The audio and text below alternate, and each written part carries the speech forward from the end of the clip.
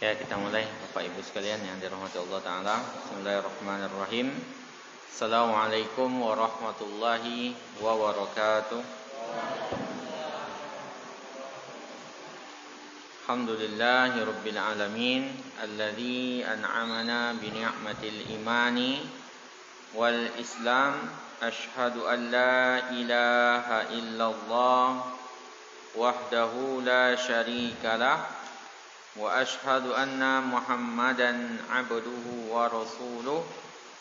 Wassalatu wassalamu ala Rasulillah wa ala alihi wa ashabihi wa man tabi'ahu bi ihsanin ila yaumiddin, amma ba'd. Bapak-bapak, ibu-ibu sekalian, jamaah salat tarawih dan salat witir Masjid Al-Ikhlas yang dirahmati Allah Subhanahu wa taala. Alhamdulillahirabbil alamin. Di malam ke-25 bulan Ramadan ini kita diberikan kemudahan oleh Allah Subhanahu wa taala untuk sampai di malam yang mulia ini, apalagi bertepatan dengan malam Jumat berarti kita berusaha nanti siapa tahu di malam ini Lailatul Qadar itu terjadi. Kemudian salawat dan salam pada Rasulullah sallallahu alaihi wasallam, kepada keluarganya, para sahabatnya dan para pengikutnya sampai akhir kelak. Melanjutkan pembahasan kita sebelumnya, Bapak Ibu sekalian yang dirahmati Allah, kita masih membahas mengenai an-najasah, jenis-jenis najis, anwa'un najasah. Yang ketiga, kemarin masih kedua yang mengenai darah. Yang ketiga, kita masuk bagian ketiga sekarang, yang tergolong ke dalam kategori najis adalah lahmul khinzir, lahmul khinzir artinya adalah daging babi, daging babi. Dasarnya adalah firman Allah Subhanahu wa taala, "Qul," katakanlah, "la ajidu," saya tidak mendapati, "fima uhiya ilayya," dari apa yang diwahyukan kepadaku, "muharraman," diharamkan, ala ta'imi yat'amuhu, bagi orang yang mengkonsumsinya, illa ayyakuna maitatan, kecuali bangkai. Kemarin sudah kita bahas bangkai dan pengecualiannya, audaman masfuhan, atau darah yang mengucur, au lahma khinzirin. Nah, ini secara nassan diharamkan daging babi. Di daging babi itu bukan saja dimakan, disentuh kena baju kita itu terhitung najis. Bukan saja dimakan jelas haram, tapi kena baju kita pun itu adalah najis. Fa innahu rijsun, itu adalah najis. Kenapa najis? Fa inna zalika kulluhu khabisun, karena semua hal tadi, bangkai, darah terkucur, kemudian daging babi, itu adalah khabis. Khabis itu najis, atau yang enggak enak dilihat, khabis, buruk gitu, najis. Tu'afihi attiba' as-salimah, itu enggak disukai oleh kita. Lihat babi itu kan memang enggak nyaman juga, karena tiba' salimah manusia itu tabiat aslinya yang selamat manusia itu enggak suka itu gitu. Fad-dhamir raji' ila al-anwa' as-salasah. Nah, dhamirnya balik ke tiga jenis tadi, Innahu itu tiga itu, yang masuk najis itu tiga itu tadi. Bangkai, darah terkucur, daging babi, itu najis semua. Jadi hu itu balik ke mereka bertiga itu sebagai satu kesatuan. Fad-dhamir raji' ila al-anwa' as-salasah, pada jenis tiga jenis tadi. Wa yajuzul khidzu bi syi'ril khinzir fi azhari qaulil ulama, dan boleh memanfaatkan bulu babi, ya. Dalam pendapat yang khilaf di kalangan para ulama, tapi salah satu pendapatnya mengatakan begitu, ya, bulunya itu. Nah, karena nggak termasuk ke dalam kategori dagingnya, itu sebagian mengatakan itu. Memang ada khilaf di kalangan para ulama ya Pak Ibu ya, ada perbedaan pendapat di kalangan para ulama. Termasuk nanti kulitnya itu, apakah dia suci setelah disama atau tidak, itu juga khilaf di kalangan para ulama. Tapi rata-rata yang kontemporer itu membolehkan memang, yang kontemporer lah, yang terbelakang itu. Nah, makanya kalau ditanya ya pemanfaatannya untuk misalnya untuk apa? Untuk sendal, ya antar jangan dipakai sholat aja, itu aja sih. Untuk menghilangkan perbedaan pendapat gitu. Untuk keluar dari perbedaan pendapat jangan dipakai sholat, tapi untuk yang lain-lainnya silahkan digunakan. Itu aja sebagai jalan keluar. Itu yang ketiga. Sekarang yang keempat, kelima dan keenam yang termasuk ke dalam kategori najis adalah qai'ul adami, muntahnya manusia, muntahnya anak Adam, itu najis hitungannya. Wabuluhu, pipisnya, waraji'uhu, dan kotorannya, buang air besarnya itu ya najis, itu kena baju ya najis, pipis ya najis kena baju gitu ya, termasuk muntah tadi, muntahnya anak manusia. Nah, wa najasatu hadhil asya'i muttafaqun 'alaiha. Kenajisan tiga hal tadi itu disepakati oleh para ulama. Enggak ada perbedaan para ulama di dalam hal tersebut.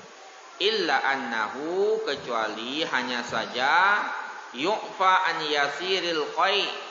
Kalau muntahnya cuman dikit gitu ya, itu tidak dianggap dimaafkan kalau muntahnya dikit atau kena percikan atau apanya, enggak begitu banyak, itu enggak dimaafkan. Tapi muntah yang benar-benar muntah tumpah keluar semua, itu terhitung najis. Tapi kalau cuman dikit aja atau kena percikan-percikannya itu tidak ada, itu dimaafkan. Kemudian wa yukhaffaf, dan diberikan keringanan ya Bu ya, Pak ya. Fi bulis sabi, untuk pipis anak kecil laki-laki. Ya, diberikan keringanan untuk pipis anak kecil laki-laki alladzi lam ya'kulit ta'am, yang belum makan makanan.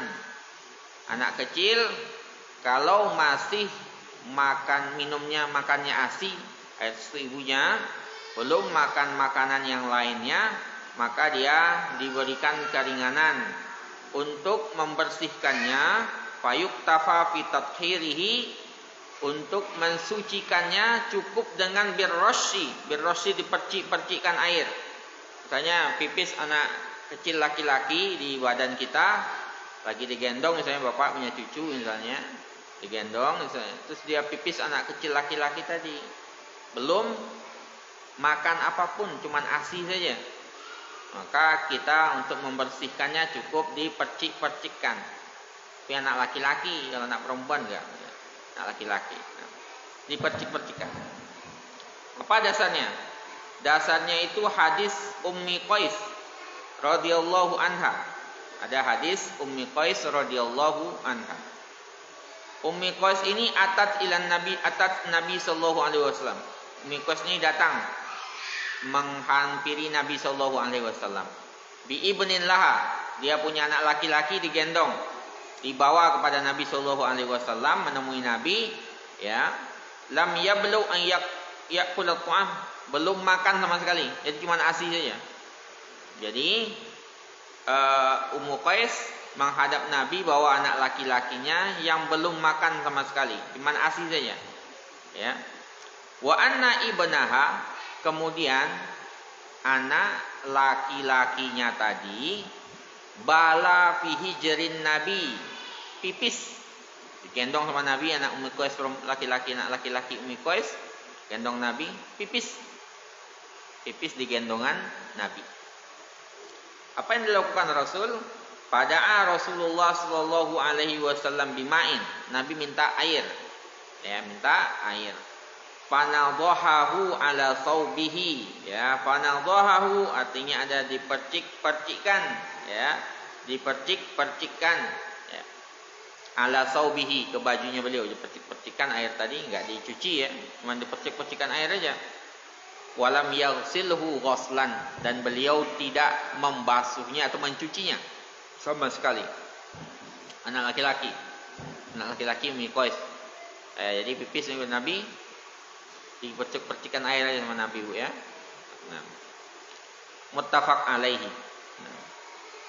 Kemudian ada riwayat Ali radhiyallahu anhu, Rasulullah sallallahu alaihi wasallam bersabda, bulul gulami, pipisnya anak laki-laki itu yundahu alaihi, pipisnya anak laki-laki dipercikkan ke bagian yang terkena itu. Wa baulul jariyati, sedangkan pipisnya anak perempuan walaupun belum makan nasi, masih ASI saja, tetap yusal, dicuci. Ya.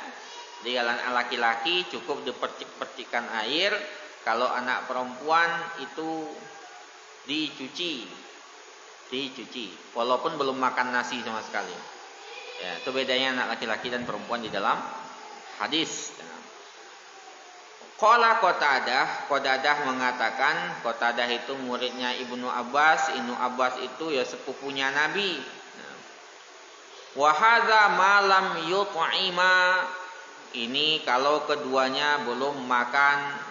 Fa'in ta'ima, kalau keduanya sudah makan, ghusila buluhuma, maka dicuci yang terkena dari pipis keduanya. Kalau anak laki-laki kalau sudah makan nasi berarti ya sama hukumnya, gak cukup dipercik-percikkan lagi.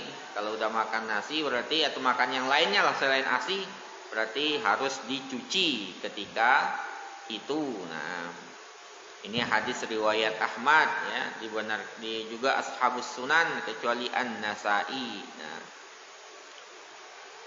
kemudian dalam Fathul Bari dikatakan wa isnaduhu sahih, ya, hadis ini sanadnya sahih. Summa inna dhubha, bahwasanya mercik-mercik air itu innama yajzi, hanya bisa dilakukan, hanya bisa mencukupi hukum madama as-sabiyyu yaqtasir 'ala ar-radha, selama anak laki-laki kecil tadi itu cuman masih nyusu, ya, masih syaratnya nyusu. Amma idza akala ta'ama, sedangkan jikalau dia sudah makan makanan ala jihati taghdhiyah, makannya itu ya benar-benar makannya itu gitu untuk mengenyangkan dia, fa innahu yajibul ghuslu bila khilaf, maka ketika itu wajib dicuci tanpa ada perbedaan pendapat di kalangan ulama. Kenapa dibedakan laki-laki dan perempuan? Nah, ini dijawab sama Syekh Sayyid Sabiq, ya, Pak, ya. Wala'alla sab'a rukhsah, ini beliau juga memprediksi aja, kira-kira gitu. Barangkali sebab keringanan tersebut fil iktifa'i binuthihi, ya. Kenapa cukup dipercikan saja bagi anak laki-laki? Wulu'in nasi bihamlihil mufdi ila kasrati baulihi alaihim, ya. Karena orang sering menggendongnya kalau anak laki-laki. Karena anak laki-laki ya khusus di Arab gini, ini gayanya Arab, ya. Laki-laki yang sering kayak seperti lebih banyak sering digendong gitu, ya. Kalau anak perempuan mereka biasanya agak lebih protektif gitu, ya. Kalau anak orang-orang Arab itu rata-rata. Nah, dulu saya masih ingat, ya, dosen saya itu ada bawa anaknya digodain teman, anak kecilnya perempuan malah dimarahi teman itu gitu, ya. Anak laki-laki mereka nggak apa-apa gitu. Anak perempuan mereka agak protektif, ya. Sampai yang kecil pun nggak boleh diganggu gitu. Wa masyaqqati ghusli siyabihim, ya. Kemudian susah juga basuh pakaian mereka karena sering digendong gitu, karena anak laki-laki. Fa khaffafa fi dzalika, kemudian dikasih keringanan. Itu yang keempat, kelima, dan keenam, ya, Pak, ya. Sekarang yang ketujuh, yang masuk ke dalam kategori najis. Yang ketujuh yang masuk ke dalam kategori najis adalah al-wadi. Al-wadi. Wadi itu apa, Pak? Wadi itu adalah ma'un abyad, air putih. Ya, warnanya putih. Sakhinun, agak hangat ya. Ya. Yakhruju ba'dal bauli, yang keluar setelah pipis. Jadi pipis selesai itu setelah itu akan keluar wadi namanya, Pak. Pipis selesai, setelahnya itu akan keluar wadi. Nah, dan hukumnya adalah najis. Wa huwa najisun min ghairi khilafin. Hukumnya adalah najis. Enggak ada perbedaan pendapat di kalangan para ulama. Karena kalau pipis ya selesaikan dulu gitu ya. Biar keluar semuanya, agar kita lagi udah pakai celana ternyata keluar wadinya gitu ya. Selesaikan dulu. Nah. Aisyah mengatakan qalat Aisyah wa ammal wadi, sedangkan wadi itu air yang keluar setelah pipis, fa innahu yakunu ba'dal baul. Wadi itu keluar setelah pipis. Fayaghsil zakarahu, maka orang yang pipis tadi mencuci atau membasuh kemaluannya ya, wa unsiyatuhu bagi yang perempuan juga, wa yatawadda wa la yaghtasil. Keluar dibersihkan setelah pipis itu, makanya kita bersihkan pipis setelah itu ya, tunggu keluar wadinya pipis bersihkan.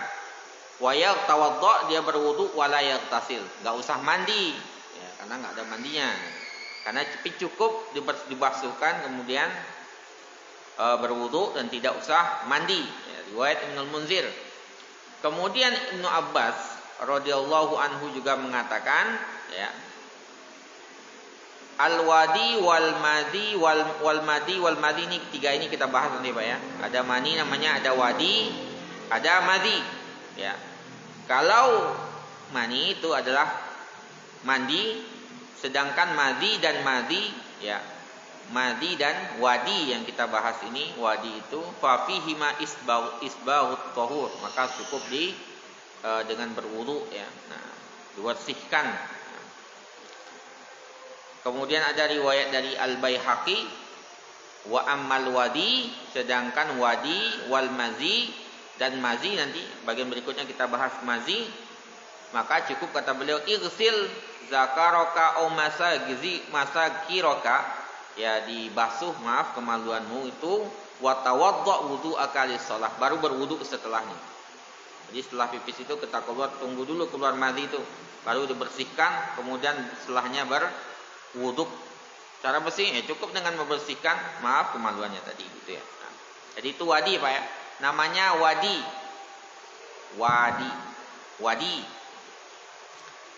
Ketujuh. Yang kedelapan yaitu madi. Ya, tadi wadi, sekarang madi. Kalau wadi keluar setelah pipis. Sekarang madi. Apa itu madi? Ya. Wa huwa ma'un abyad, ini najis berikutnya. Ini masuk ke dalam kategori najis ya, Pak ya. Air yang putih, ma'un abyad lazijun. Ini bahasanya Bu ya, maaf ya Pak Bu ya. Nah, ini kan terkait dengan ini juga ya, pembahasan agama ya. Air putih yang lengket itu, yakhrut indat tafkir fil jima' aw indal mula'abah, yang keluar ketika berpikir terkait dengan hubungan suami istri. Maaf bahasanya gitu. Wa qad la yash'urul insanu bi khurujihi. Kadang-kadang orang itu enggak merasakan keluarnya. Kadang-kadang orang tidak merasakan keluarnya. Wa yakunu minar rajul wal mar'ah. Ini ada di laki-laki dan ada di perempuan. Mazi ini, Pak ya. Kadang-kadang enggak terasa keluarnya. Ada di laki-laki dan ada di perempuan. Illa annahu minal mar'ati aksar. Hanya saja keluarnya di perempuan lebih banyak. Gitu. Ini lebih banyak di perempuan keluarnya. Wa huwa najisun bittifaqil ulama. Hukumnya najis sesuai dengan kesepakatan para ulama. Nah, illa annahu, hanya saja idza asabal badan, kalau kena badan. Nih kalau kena badan kita, mazi tadi, air yang lengket tadi ketika kita berpikir hubungan suami istri, ya. Maka kalau kena badan wajib ghusluhu, wajib dicuci kalau kena badan. Ini dicuci yang kena ini nih. Nah. Wa iza asaba saub, kena baju, iktafa fihi birrasyi bil ma, cukup dipercik-percikkan airnya. Enggak harus dicuci bajunya, cukup dipercik-percikkan airnya. Kalau kena baju, kalau kena celana, percik-percikkan airnya. Tapi kalau udah kena badan, dibasuh dengan air. Ya Pak ya. Li'anna hadhihi najasah, karena najis ini yasyukul ihtirazi anha. Karena najis ini susah untuk dihindari. Susah untuk dihindari. Likasrati ma yusibu siyabasyab al-'adb ya. Karena sering menimpa mengenai pakaian pemuda yang masih bujang, ya, terutama yang masih bujang kena biasanya. Nah, fahiya aula bitakhfif min ghulil gulam. Karena susahnya itu makanya dia lebih diringankan daripada, lebih utama sebenarnya diringankan dari pipisnya anak laki-laki tadi. Makanya cukup kalau kena baju dipercik-percikkan air, kalau kena tangan atau badan manapun itu harus dibasuh, Pak ya. Ana riwayat dari Ali.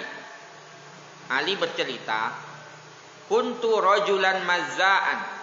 Kata Ali, saya ini laki-laki yang sering gampang mengeluarkan mazi. Maaf bahasanya gitu. Karena Ali itu dalam riwayat itu kalau misalnya naik kuda saja Pak, naik kuda itu keluar mazinya kadang-kadang. Ali itu bercerita begitu. Ya, saking gampangnya keluar mazinya Ali. Maka dia bercerita begini, kuntu rajulan mazza'. Saya ini laki-laki yang gampang mengeluarkan mazi. Karena malu beliau, fa amartu rajulan, beliau memerintahkan seorang laki-laki ayyas alan nabi, untuk bertanya kepada Nabi, limakani ibdatihi, karena anak perempuan Nabi kan istri beliau. Ya, sebagai menantu beliau malu bertanya hal ini kepada Nabi. Akhirnya diutus seseorang. Apa kata Nabi?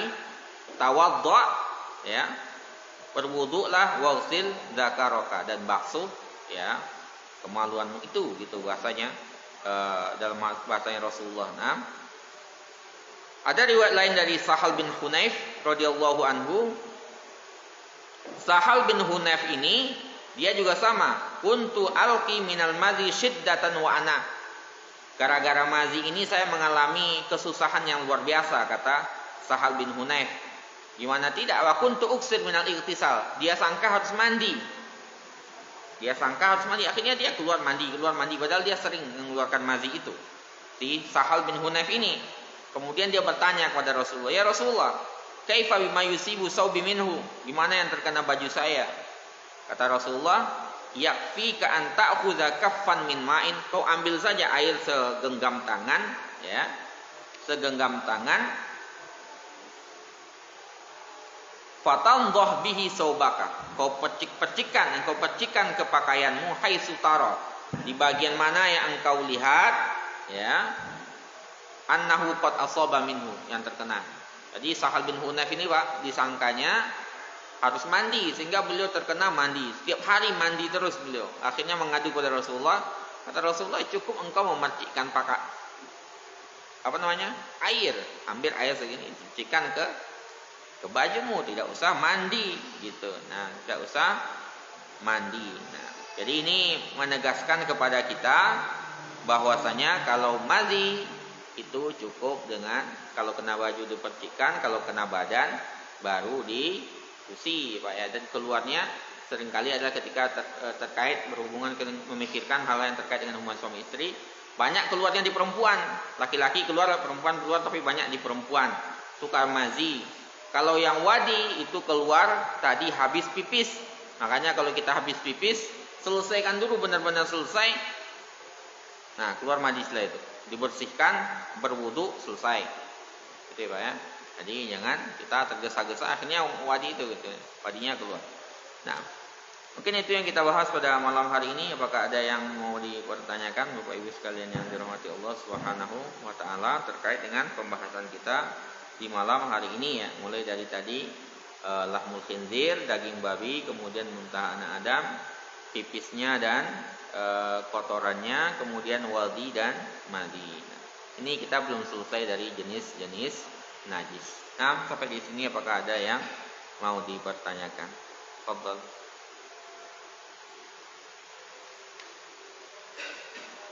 Ini masih ada beberapa jenis lagi yang akan kita bahas insyaallah.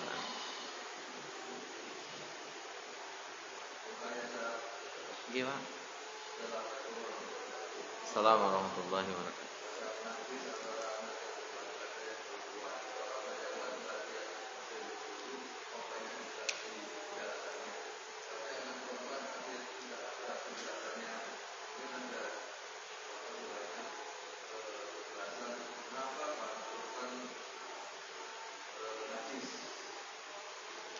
Iya, kalau tadi di sini Pak, cuman dijelaskan sekilas saja. Ini dijelaskan pendapat dari siapa namanya, Syekh Said Sabiq. Beliau cuman beralasan di sini. Ya. Beliau belum mendapati juga. Ya. Apa logika dibalik semua itu? Ya, apa hikmahnya gitu? Cuma beliau di sini mengatakan, wala'alla sababar rukhsah, barangkali ya. Beliau juga cuma barangkali prediksi aja gitu ya. Prediksi beliau sababur rukhsah ya. Sebab keringanan fil iktifai dengan mencukupkan dengan binuthi, cuma dipercik-percikkan saja, wulu'in nasi bihamlihi, karena orang-orang senang untuk menggendong anak laki-laki tadi. Banyak ya orang ketemu digendong-gendong gitu-gitu ya.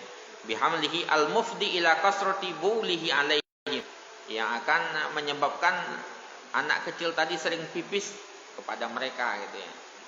Sehingga menyulitkan wa masyaqqati ghusli siyabihim, menyulitkan untuk mencuci pakaian mereka. Nah, kemudian untuk perempuan ya, itu tadi Pak salah satunya. Ya, karena perempuan mungkin jarang digendong. Allahu alam juga sih, kalau kita sih sama aja ya Pak ya. Kalau kita sama aja gitu. Ya. Makanya prediktif tadi itu. Makanya tadi tak contohkan Pak. Dulu dosen saya itu, kita itu punya anak perempuan ya, masih kecil gitu, digoda sama teman, itu dimarahi sama beliau gitu. Mungkin tradisinya orang Arab beda dengan kita gitu. Di orang Arab itu mereka itu anaknya itu lebih ini, kalau perempuan itu langsung dimarahi kan, seolah-olah kita mau ngapain anaknya gitu walaupun masih kecil. Tapi yang laki-laki bagi mereka nggak apa-apa, diajak main apa, tapi yang perempuan mereka nggak bolehin. Allahu alam Pak, cuma itu saja penjelasannya dari itu. Mungkin itu ya Pak ya, kita cukupkan demikian. Insyaallah kita lanjutkan lagi insyaallah kapan-kapan ya, minggu depan insyaallah. Nah, kita tutup dengan doa kafaratul majelis. Subhanakallahumma wa bihamdika asyhadu an la ilaha illa anta astaghfiruka wa atubu ilaik. Assalamualaikum warahmatullahi wabarakatuh.